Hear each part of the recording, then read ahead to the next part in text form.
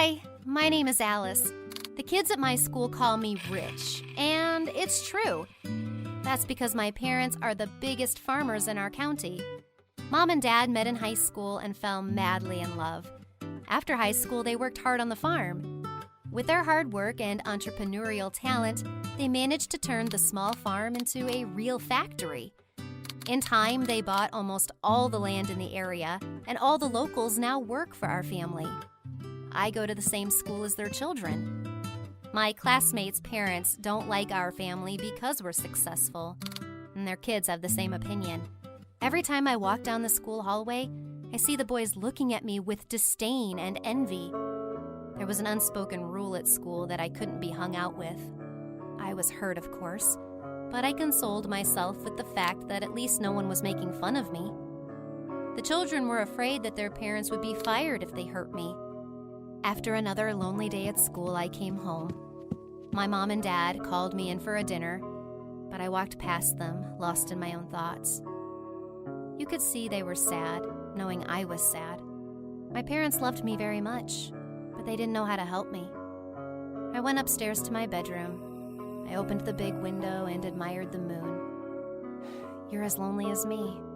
I laid down on my bed and my eyes closed by themselves. And the next day, something unexpected happened at school. On the bench outside the school, I met Lizzie, my classmate. There were tears streaming down the girl's face. I couldn't get past her and asked, "Hey, do you need help?" Lizzie was silent, sobbing intermittently. I handed her a handkerchief. Lizzie looked at me, took the handkerchief, and wiped her tears away. "That jerk Chris was messing with me again." "Why?" "He says our family is poor and I don't belong here." I just realized that there were other kids in here besides me, kids from well-off families like Chris. I sat down with Lizzie and tried to calm her down. Lizzie smiled at me, and so our friendship began. Lizzie and I used to talk during breaks. We're walking together to go home after school. Anyway, we spent a lot of time together, like best friends. But something else happened. One day, as I was walking down the hall, I felt like someone had tripped me. However, I realized it late and fell on the floor. All my textbooks were scattered along the corridor, and the guys who were around me started laughing at me. Someone handed me my book. I looked up and saw Stacy, the girl from the parallel class. "Are you hurt?" "I don't think so, thanks. The floor is very slippery. I'm sure it was a trip." "Don't make this up. Let me help you." Stacy helped me pick up all the books. She was so polite, it seemed very strange to me. I was only seeing her in gym class, and whenever Stacy was captain, she wouldn't take me on the team. Stacy handed me the last book. "Come on, I'll walk you to class in case you fall somewhere else." Thank you. In spite of all my suspicions, Stacy turned out to be nice.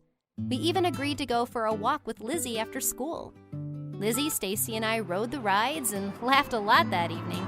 We even ran into a photo booth where we grimaced a lot. The machine gave us pictures of our funny grimaces. And in the evening, I sat in my bedroom and looked at the moon again. And you're not alone at all. You have billions of friends, the stars. On Saturday, I invited Stacy and Lizzie for a sleepover. We spent the whole evening in my bedroom. We sat by candlelight and told each other scary stories. We also played cards and guessed the guys. It was a great night. I finally made some real friends. In the morning, my parents and I saw Stacy and Lizzie off. Daddy called me over to him. Listen, honey, because of problems at work, we're going to have to cut back a little." "Yeah, we won't be able to send you to Golden Camp this summer," Mom added. I just shrugged and smiled. "That's okay, I'll spend the summer with my best friends." After these words, Mom and Dad looked at each other and then they smiled sheepishly. "Of course, honey." But things weren't so rosy at school. When I entered the classroom, I saw a crying Lizzie. She was sitting at her desk and Chris was walking around her. He was yelling in her ear that she was a beggar. "Look at her, she's wearing my big sister's clothes. We gave them away last year out of pity." "Get away from her!" I rushed to intercede on her behalf. "Or what? Your parents will fire mine?" "Exactly."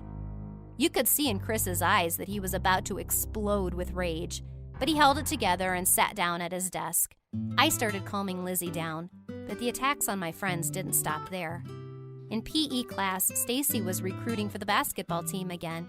This time she picked me, and the huge boogeyman Jaden went to the rest of the bench, which the other kids didn't like, because Jaden was their leader. How did I figure it out? They gave us a hint. We were playing basketball, and the other players weren't throwing the ball in the basket. They were throwing it right at us. Jaden ended up dragging a bunch of balls onto the court and handed the ball out to everyone. Even our teammates were throwing balls at us. I was prepared for this to hurt, but I didn't think the girl who had once been my friend would hurt me more. Jaden held out his hand with the ball and winked at Stacy.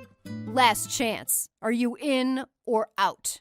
Stacy slowly walked over to Jaden. She didn't even look in my direction. "Stacy," I called out. Stacy walked past Jaden, but she didn't take the ball. "I'm with you, but I won't do it," she said. Jaden smiled. "Whatever, we'll have more fun." Stacy walked out of the gym. Jaden gave the command, and all the balls flew at me at the same time. But I didn't care anymore. This massacre was no more painful than Stacy's betrayal. The class was over, and I sat in the dark in the middle of the gym, and I sobbed. I've never been more hurt. Suddenly the lights were on, and Lizzie showed up at the door. I hugged her, and Lizzie hugged me as well. She patted me on the back in a caring way. It had been a couple of days, and I had gotten over the Stacy story. Lizzie and I went to the fair. There were rides and other activities waiting for us. We rode the merry-go-round, and that was pretty much the end of the fun. We ran into Jaden and Chris. We wanted to walk right past them, but they just stood there and wouldn't let us pass. "Where are you hurrying to?" "We're late for your funeral." "How brave we are. Did you know your parents demoted my father?" "Maybe he should have done a better job." Chris got angry. He grabbed Lizzie's hand. "I can't touch you, but I can touch your poor girlfriend." "Get your hands off her!" Jaden grabbed me. I tried to get away, but I couldn't. His grip was too tight. And at that moment, I noticed another attraction, a fight on a log. Two men were standing on a log with soft-tipped sticks in their hands. They tried to throw each other down on the stretched netting. I shouted to Chris, "Let's settle this once and for all. Log fight." "What's at stake?" "If I win, you leave us alone forever." "And if I win?" "I wash your entire team's basketball uniforms for the rest of the year." Chris smirked and nodded. I thought we were going to meet him on the beam. But all of a sudden, Jaden got up there. He picked up a stick. The guy swung it around and kicked me in the legs. I jumped up at the last moment. He took a step back, but because of his size, he lost his balance for a second. I took advantage of that, jabbing him lightly with the stick.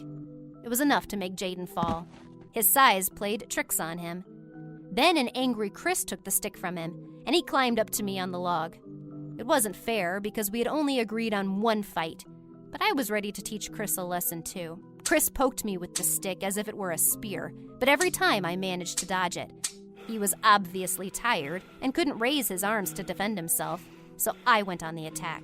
With another poke, he fell on his back, and I fell right on top of him. Chris was underneath me and couldn't move.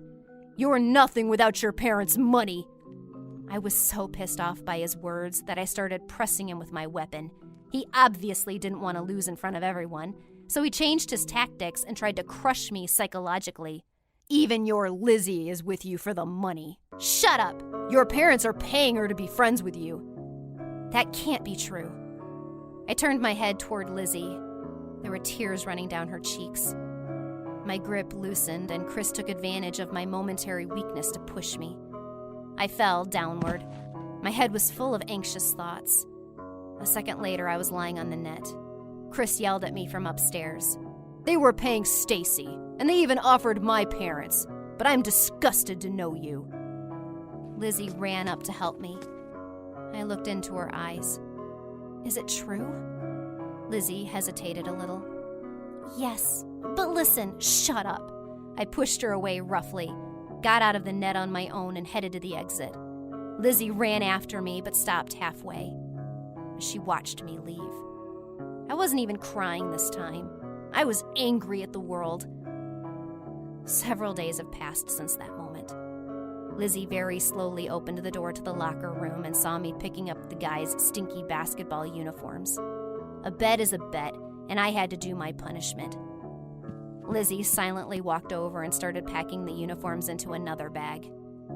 Finally, my ex-friend broke the silence. "Look, everything Chris said is true," I hummed back. "It was suggested to my parents by yours. But at that point, you and I had already become friends, and I thought..." "You thought?"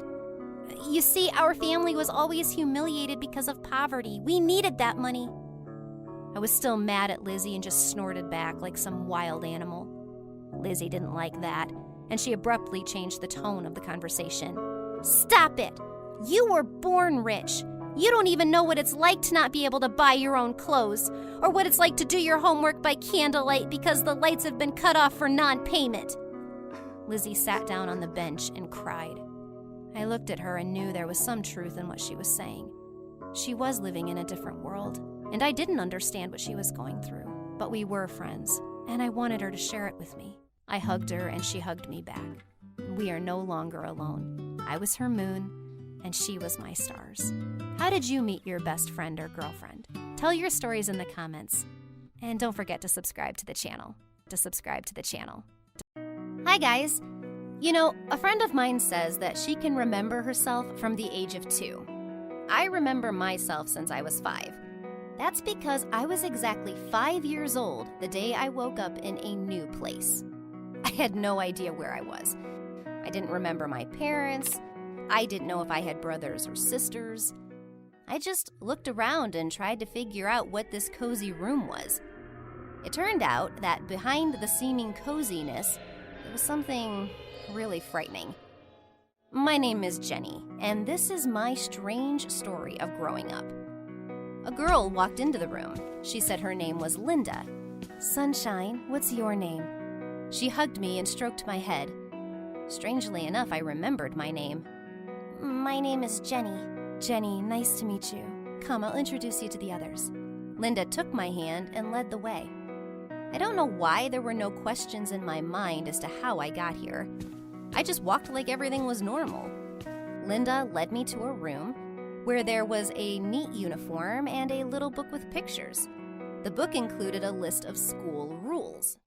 As I got dressed, I was now and then distracted by the book, and what I saw made me very sad.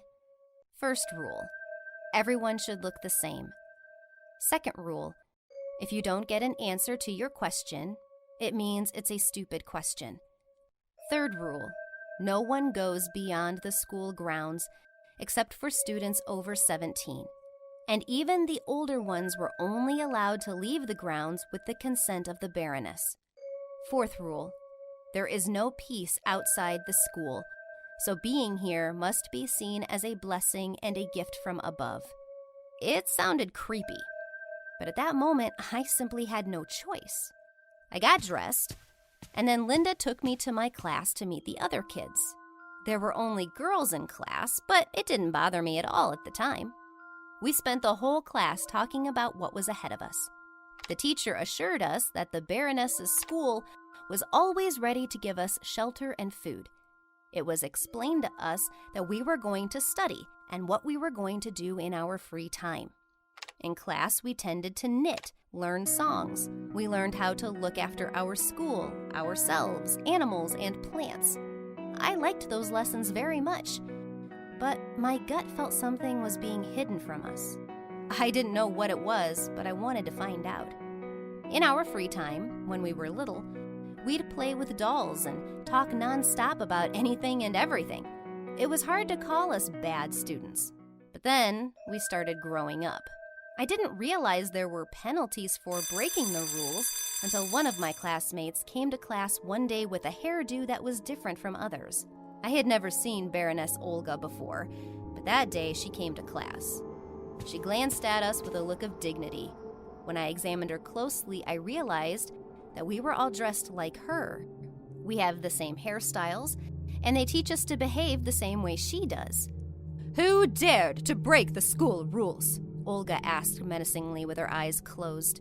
I don't know how she knew that someone had broken a rule in our class, but the longer she stayed silent, the more frightening it became for all of us. The troublemaker herself came up to her, and the Baroness, without looking, grabbed her by the arm and walked her out. 5 minutes later, the girl was back in class with her hair in line with the school's rules. My classmate was wiping away her tears. "What happened?" we almost asked in chorus. "Baroness Olga brought me into a creepy room, strapped me to a chair, braided my hair, and secured it with so much hairspray that I will have to sleep with all my hair done up for like a year." It's hard to call it a very cruel punishment, but our hair was not suitable for sleeping, that's for sure. When another classmate of mine decided to have her uniform slightly altered so it would fit better, they gave her a new one, but warned her that the next time they would dress her up in a potato sack. After all these events, our desire to break the rules subsided. But we still really wanted to be ourselves, not clones of each other. As we grew older, we were given new responsibilities. We had to take care of the farm and the vegetable garden on the school grounds. We watered plants, planted vegetables, and weeded the garden. We cleaned the animals' stalls, walked them, fed and gave them water, and those who were especially fond of cows and horses also washed them. The coolest thing was that no one was watching us during this time. Every year, they trusted us more and more, and we required less supervision. I honestly have no idea how they managed to keep an eye on all of us when we were little, but I felt that we were able to get away with small pranks. However, I didn't limit myself to small ones. I was patient for a long time and didn't break any rules, but curiosity is something else. Every year it grew bigger and bigger. I was curious about what was going on outside school, and even though I knew that